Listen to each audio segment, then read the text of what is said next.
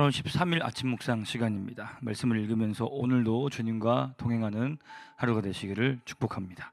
오늘 통독 범위는 호세아서 7장부터 8장까지 말씀입니다. 우리 본 영상을 통해서는 7장 1절부터 16절까지 말씀을 우리 함께 읽어보고 말씀을 살펴보도록 하겠습니다.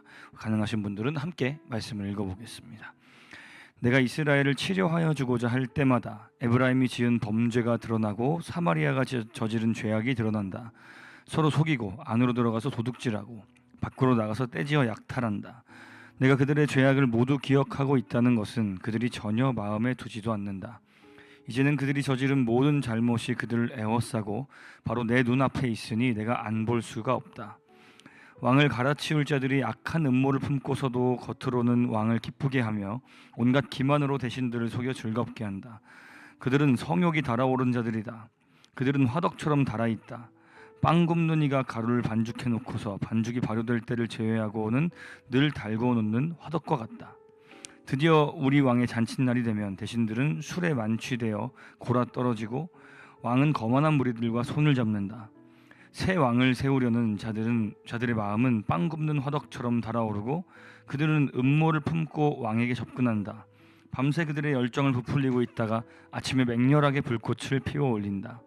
그들은 모두 빵 굽는 화덕처럼 뜨거워져서 그들의 통치자들을 죽인다. 이렇게 왕들이 하나하나 죽어가는데도 어느 누구도 나 주에게 호소하지 않는다. 에브라임은 다른 민족들 속에 섞여서 취기가 되었다. 에브라임은 뒤집지 않고 구워서 한쪽만 익은 빵처럼 되었다. 온갖 외세가 국력을 삼키는데도 에브라임은 그것을 깨닫지 못하고 죽을 날이 얼마 남지 않은 것도 깨닫지 못한다.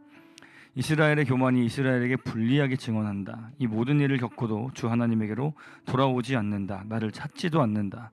에브라임은 어리석고 줏대 없는 비둘기이다. 이집트를 보고 도와달라고 호소하더니 어느새 아시리아에게 달려간다. 내가 그들이 가는 곳에 그물을 던져서 하늘에 나는 새를 잡듯 그들을 모조리 낚아챌 것이다. 그들이 저지른 죄악 그대로 내가 그들을 징계하겠다. 나를 떠나서 그릇된 길로 간 자들은 반드시 망한다. 나를 거역한 자들은 패망할 것이다. 건져주고 싶어도 나에게 하는 말마다 거짓투성이다.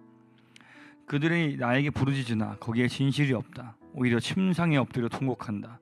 곡식과 포도주를 달라고 빌 때에도 몸을 찢어 상처를 내면서 빌고 있으니 이것은 나를 거역하는 짓이다. 그들의 두 팔을 힘있게 기른 것은 나였지만 그들은 나를 해치려고 음모를 꾸몄다. 허망한 것에 정신이 팔린 자들, 느슨하게 풀어진 활처럼 쓸모없는 자들, 대신들은 함부로 혀를 놀렸으니 모두 칼에 찔려 죽을 것이다. 이것이 이집트 땅에서 조롱거리가 될 것이다. 아멘. 우리 어제 6장까지 말씀을 읽었었는데 6장에서는 하나님께서 이렇게 말씀하셨죠. 내가 바라는 것은 변함없는 사랑이지 제사가 아니다. 불살라 바치는 제사보다는 너희가 나 하나님을 알기를 더 바란다. 이렇게 말씀하셨는데 오늘 7장에서는 그 말씀에 귀를 기울이지 않고 하나님을 떠난 이스라엘의 죄악과 그로 인한 심판, 그리고 그 이스라엘을 향한 죄를 지었음에도 불구하고 그들을 사랑하시는, 그들을 회복하기를 원하시는 하나님의 애끓는 마음이 담겨 있습니다. 먼저 1절부터 7절까지는 이스라엘의 중심인 왕궁에서 일어나는 죄악들을 지적합니다. 하나님께서는 내가 이스라엘을 치료하려 할 때 그들의 죄가 드러났다라고 말씀하십니다. 그러니까 하나님은 고치시고 회복하시기를 원하셨지만 이스라엘은 계속해서 그 회복하시기 위한 여러 가지 말씀들, 돌아와라 뭐 이런 얘기들을 하시는 그때에 이스라엘은 계속해서 도둑질과 거짓, 간음으로 하나님을 떠나 있었다라는 것입니다. 그런데 그 죄악은 일반 백성들만의 것이 아니라 왕과 지도자들 사이에서 굉장히 편만하게 퍼져 있었던 것이고, 그들은 그 죄악을 즐기고 또 그 속에서 기뻐하면서 또 아첨받는 것들을 당연하게 여기며 그렇게 살았습니다. 하나님께서는 그래서 그들의 그 여러 가지 욕망들을 달궈진 화덕에 비유합니다. 욕망이 식지 않고 불처럼 타오르고 분노와 음모로 가득한 그 마음이 결국에는 그 왕들을 엎드러뜨리고 나라 전체를 무너뜨리게 되었다라고 이야기를 합니다. 근데 무서운 건 무엇입니까? 7절을 다 같이 한 번 더 읽어보겠습니다. 그들은 모두 빵 굽는 화덕처럼 뜨거워져서 그들의 통치자들을 죽인다. 이렇게 왕들이 하나하나 죽어가는데도 어느 누구도 나 주에게 호소하지 않는다. 그런 위기를 듣고 있음에도 불구하고 하나님께 부르짖는 자가 단 하나도 없었다는 것입니다. 혹시 우리는 지금 어떤 마음을 품고 살아가고 있습니까? 혹시나 우리의 욕망, 분노, 그 야망 이런 것들이 혹시나 우리 안에서 이 화덕과 같이 불타오르고 있지는 않은지, 그것이 어떤 마음이든 간에 그 불타오르는 것 같은 그 끊임없는 그 우리의 죄성으로 비롯된 그 욕망, 그 마음을 하나님께서는 오늘도 치료하시려고 가까이 찾아오십니다. 그래서 우리는 그 하나님 앞에서 우리 마음을 드러내고 우리 마음의 그 어떤 죄악됨을 하나님께서 비춰주실 때에 인정하고 회개하며 하나님 앞에 은혜를 구하는 자가 되어야 합니다. 우리 마음은 언제나 죄에 흔들릴 수 있다는 것을 우리가 잊지 말아야 할 것입니다. 그래서 날마다 겸손하여져서 우리를 회복하시기 위해서 말씀으로 찾아오시는, 은혜로 함께 하시는 그 주님께 믿음으로 나아가야 할 것입니다. 8절 이하에서도 유사한 지적들은 계속해서 나옵니다. 이스라엘의 그 외교적인 어리석음 그리고 영적인 교만에 대해서 지적을 하시는데요, 에브라임은 하나님이 아니라 강대국을 의지했습니다. 여러분, 우리가 이 얘기에 대해서는 그동안 선지서들, 역사서들을 보면서 엄청나게 많이 다뤘었죠. 하나님은 그런 그들을 향해서 이 호세아서에서는 뒤집지 않은 전병이라고 표현하시는데, 이게 어떤 의미죠? 제대로 뒤집어서 잘 다뤄야 되는데 한쪽만 계속해서 붙여놓으니까 다 타버려서 결국에는 먹을 수 없을 지경이 되어버린, 그러니까 무의미한, 다 타버린 쓰레기가 돼버린 그런 빵의 표현을 하고 있습니다. 아수르, 아시리아 그리고 이집트 사이에서 이 줄을 타면서 이리저리 눈치를 보고 살아가지만, 그런데 정작 이스라엘의 힘은 그 강대국을 의지했다고 의지하지만 점점 쇠퇴해가고 소멸되어 갔죠. 근데 문제는 그 사실조차 또 알지 못한다는 것입니다. 10절 말씀 우리 한 번 더 읽어보겠습니다. 이스라엘의 교만이 이스라엘에게 불리하게 증언한다. 이 모든 일을 겪고도 주 하나님에게로 돌아오지 않는다. 나를 찾지도 않는다. 하나님을 찾지 않는 것, 이것을 하나님께서는 교만이라고 명확하게 말씀하고 계십니다.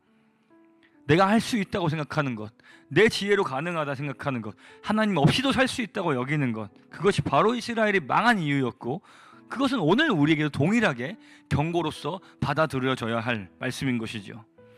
그러니까 하나님을 의지한다는 것이 어떤 것일까요? 교회 예배당에 나와서 그냥 열심히 예배 드리는 것? 그런 것 굉장히 중요하지만 그것에 멈추지 않아야 할 것입니다. 우리의 일상 속에서 우리가 무엇인가를 결정할 때, 또 우리의 삶에 어떤 여러 가지 종류의 위기가 찾아오게 됐을 때, 그때 우리가 취해야 하는 행동이 무엇인가? 겸손한 사람이라면, 하나님 앞에 겸손한 사람이라면 하나님께 먼저 기도하고 그 인도하심을 구하는 삶을 사는 것, 그것이 바로 진짜 겸손인 것이죠. 그리고 마지막 13절에서 16절까지 말씀에서는 그런 이스라엘을 향한 멸망, 하나님의 탄식이 나옵니다. 내가 그들을 건져주려고 했다. 근데 그들은 나를 거질러서 끝까지 거짓말을 하고 나를 결국에는 부르지 않았다. 나를 찾지 않았다 라고 말씀하십니다. 하나님은 끝까지 기다리셨습니다. 돌아오기를 원하셨죠. 그런데 이스라엘은 겉으로는 회개하는 척을 했지만 마음은 하나님께로 향하지 않았습니다. 종교적인 어떤 그런 행위는 했지만 그들의 마음이, 중심이 다시 하나님만을 섬기고 하나님만을 의지하고 하나님 말씀에 순종하는 그 삶의 그 자리 가운데로는 나아가지 않고 변하지 않았다라는 것이죠. 그래서 하나님은 이렇게 말씀하십니다. 내가 그들을 훈련시켰다. 그들을 강하게 했다. 그런데 오히려 그들은 그 힘으로 하나님을 대적했다. 그래서 결국 그들은 속이는 활처럼 제대로 활을 쏘지 못하고 결국에는 하나님 앞에 선택된 어떤 민족으로서 쓰임받는 어떤 그런 인생, 쓰임받은 나라로 영원히 존재하지 못하고 결국 멸망하게 됩니다.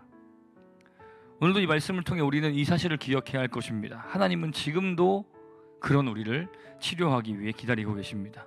우리의 욕망을 내려놓고 하나님을 의지하는 자리 가운데 나아가면 하나님은 우리를 반드시 회복시키시고 새롭게 빚어서 하나님의 뜻과 영광을 위해 사용하실 것입니다. 우리를 깨끗게 하시는 그 십자가의 은혜는 2000년 전에만 유효하고 우리가 처음 구원을 받았을 그때만 유효한 것이 아니라 오늘 지금 우리에게도 유효합니다. 보혈의 능력, 우리의 전 인생 가운데 우리를 깨끗게 하시고 회복케 하시는 그 능력을 의지하면서 오늘도 그 은혜 앞에 우리의 마음과 삶이 깨끗하게 될 수 있기를 간절히 소망합니다. 그렇게 되기 위해서 우리가 해야 될 것은 오직 우리의 죄를 깨끗게 하시는 우리 삼위 하나님, 그 십자가의 은혜, 하나님의 말씀, 그 앞으로 나아가야 하는 것입니다. 그래서 오늘 하루 그렇게 우리 삶의 자리에서 하나님을 가까이 하고 은혜로 회복되고 하나님 말씀 위에서 다시 우리의 삶을 올곧게 세워서 하나님이 기뻐하시는 뜻대로 살아가는 우리 모든 검단 함께하는 교회 성도님들이 되시기를 간절히 소망합니다. 함께 기도하겠습니다. 살아계신 하나님 아버지, 하나님께서 항상 우리를 지켜보시면서 우리를 회복시키시기를 원하신다는 사실을 우리 다시 한번 기억합니다.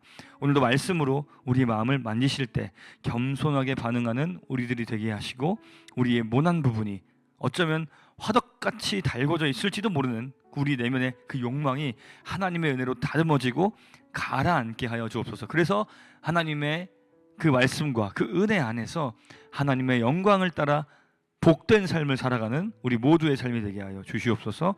감사드리며 살아계신 예수 그리스도의 이름으로 기도합니다. 아멘.